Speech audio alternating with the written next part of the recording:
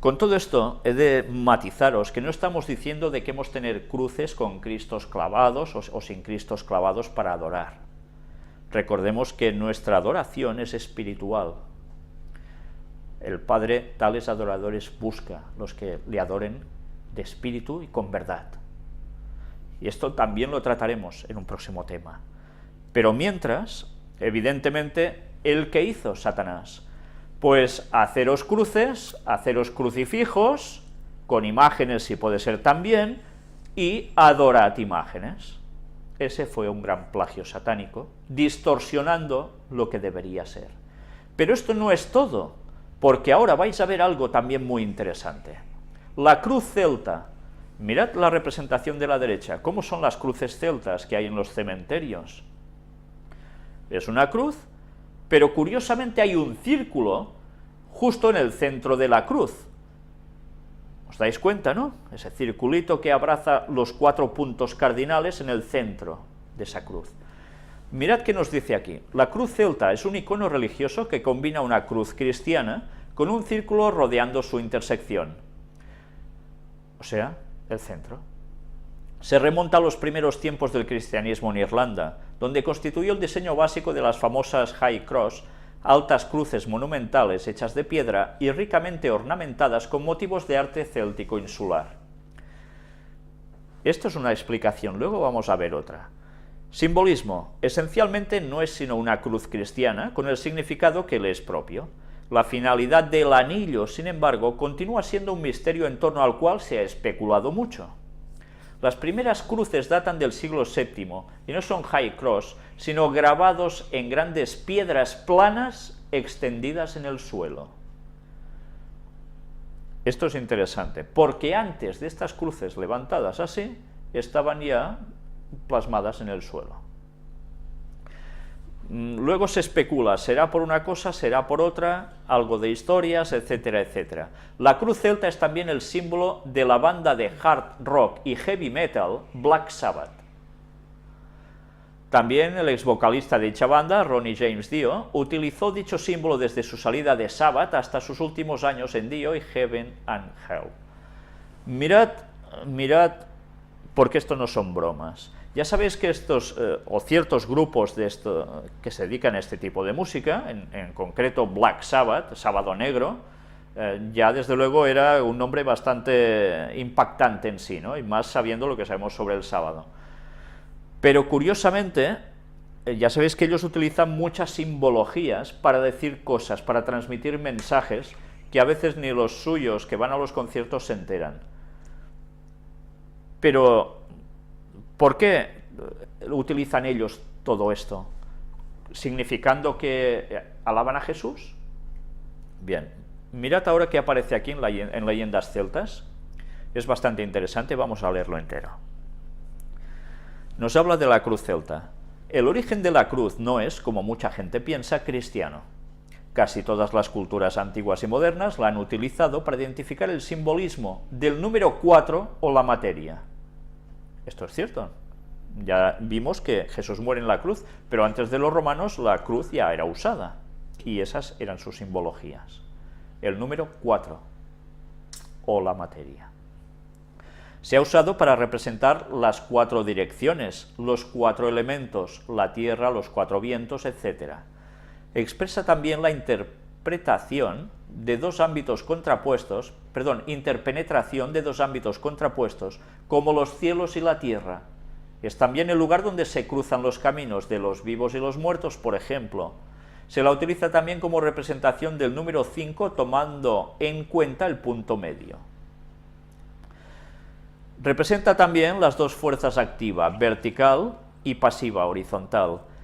Inclusive en la cultura romana era utilizada para colgar a los ladrones y provocarles de esta forma la muerte. De hecho, el cristianismo tomó la imagen de la cruz como símbolo de la pasión y muerte de Cristo y de la redención de sus fieles, a partir de entonces, no antes. Anterior al uso de la cruz como un instrumento de tortura y castigo, la cruz se dibujaba por lo general de forma simétrica, con sus 4 extremos de igual tamaño. Sin embargo, el uso por parte de los romanos de esta llevó a que se deformara con uno de sus ejes más arriba para tomar la forma del cuerpo humano. Es desde entonces que la forma más común y conocida es esta. En todo el mundo la cruz fue reproducida en dibujos y grabados en roca desde hace miles de años, y en particular las culturas céltica y nórdica la adoptaron como uno de sus símbolos elementales.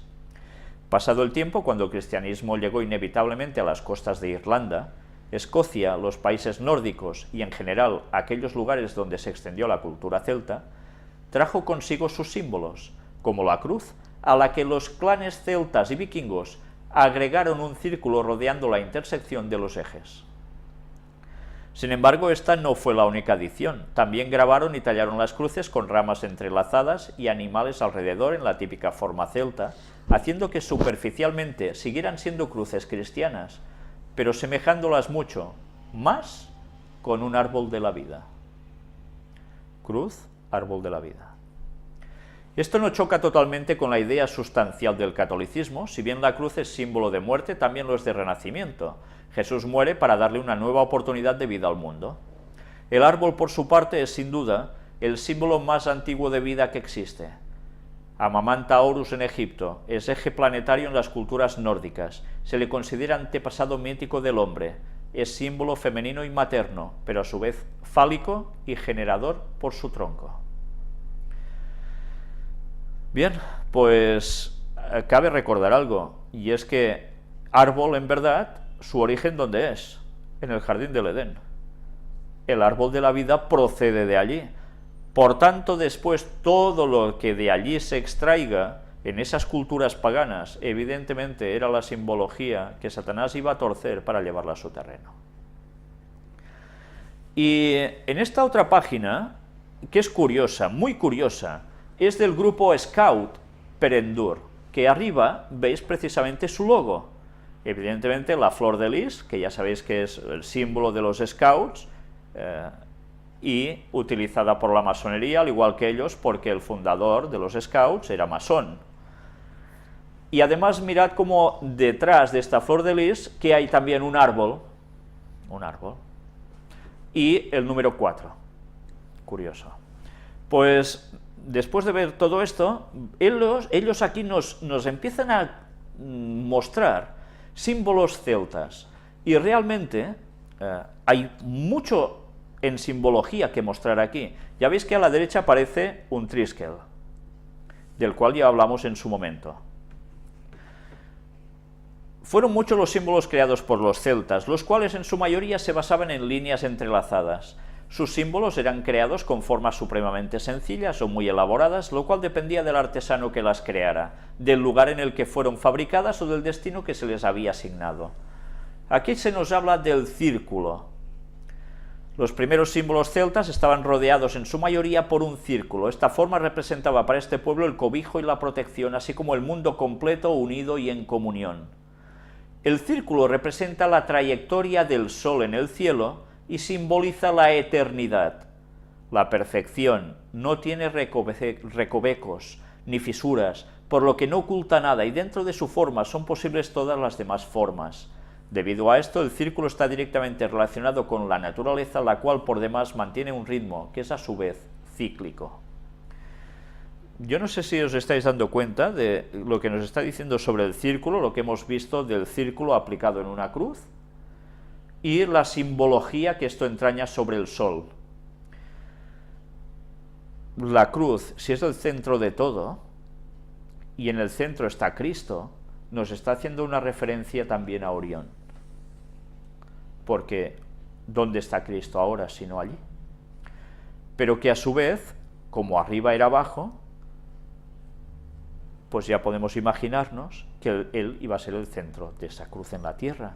Pero Satanás, lógicamente, algo debía de hacer para empezar a desvirtuar las cosas. ¿Y qué hizo? Pues aplicar estas simbologías, no solo del sol, sino de que esto mismo podía llegar a ser Orión, por todo lo que hemos visto, aplicado a una cruz. Porque el trono de Satanás, ¿dónde quiere ser? En Orión. ¿Y qué quiere hacer él? Suplantar el papel de Jesús. Pues bien, aquí luego nos va explicando aún más cosas, la espiral de la cual hemos hablado, la doble espiral o sístrel, El Triskel, que también hemos hablado. Mirad qué cosas aparecen en esa página, ¿eh? Y son los Boy Scouts. Espiral de la vida, símbolo de la caldera, la triqueta, tetraskel, que ya veis con qué formas. Todo esto que hemos ido viendo que era mucho más que sencillamente el sol y sus rayos, sino que eran esas puertas dimensionales que se abrían, como Orión. Rueda del ser, el pentagrama o pentáculo, el árbol de la vida. Para los celtas los árboles eran un símbolo de ciencia, misterio y vida, eran los protectores del espíritu y de la materia, abastecedores de alimento, abrigo y combustible. El árbol establece la comunicación entre los niveles del cosmos, el subterráneo por sus raíces, la superficie de la tierra por el tronco y el cielo por la copa y sus ramas. Esto es clavado en un árbol sefirótico. Ahí está. Por eso os lo muestro. Porque esta es la conexión de los scouts con la masonería y el árbol sefirótico, para variar. Pero mirad lo interesante que está diciendo sobre el árbol. Evidentemente la madera de una cruz no estaba hecha de otra cosa que de un árbol. Estaba, ¿dónde? Clavado en la tierra. ¿Y qué había en medio? Pues lo que estaba en la superficie de la tierra, y evidentemente en esos momentos era Cristo. ¿Y con qué enlazaba? Con la parte divina del cielo, de Orión. Eso es el árbol de la vida. Los romanos se explica que colgaban en árboles, y cuando se acababan los árboles utilizaban cruces. Es lo que explican los historiadores. O sea que también el árbol como cruz, a nivel de uso también se utilizaba. Cuando os digo el árbol de la vida, semejanza con la cruz también, una vez más tengamos claro que además existía el árbol de la vida tal cual, que tiene su origen en el jardín del Edén, y que volverá a estar al final de los tiempos, cuando todo se haya rehecho. Como era de esperar, Satanás coge las cosas por en medio y la lía, pero el origen es divino. Nos está diciendo que el árbol de la vida es un tipo de árbol como los tipos sicomoro o algo así, que suben y se van entrelazando entre sí los troncos y... ¿Nos está diciendo algo así? Quizás. Podría ser. Porque no imita, si imita, podría que estemos ante un árbol espectacular, pero espectacular. De hecho, mirad si es algo así, cuando en el libro de Apocalipsis se nos dice que el árbol tendrá tronco en las dos riberas del río y se entrelazará arriba, y de sus frutos comeremos. Y Elena White se sorprende porque dice, he visto dos troncos en vez de uno. Claro. Y se entrelazan en medio. Claro, termina unido en medio. Tiene que ser tipo... Claro. Sí, hiedra o algo así. Como duro. siempre, además nos describe el tipo de fruto, y como siempre, las formas en que hemos visto el árbol sefirótico, en definitiva, es la correlación con todo esto, ¿no? Satanás no inventa nunca nada, es plagiador absoluto. Luego aquí nos sigue diciendo, es por tanto el eje del mundo, que establece la relación entre la tierra y el cielo, y así fue con Cristo, ¿no? Gracias a su muerte, relación entre la tierra y el cielo queda subsanada. El árbol de la vida surge de un recipiente, una vasija que simboliza a la madre tierra de la que nace toda la vida. Una vez más, ya vemos la desvirtuación, ¿no?, del terreno satánico. Que si la giras la vasija es una cerradura. Sí, en esta vasija que aquí aparece, al menos sí. Luego nos habla de la cruz solar y de la cruz celta, y mirad qué nos dice de la cruz celta.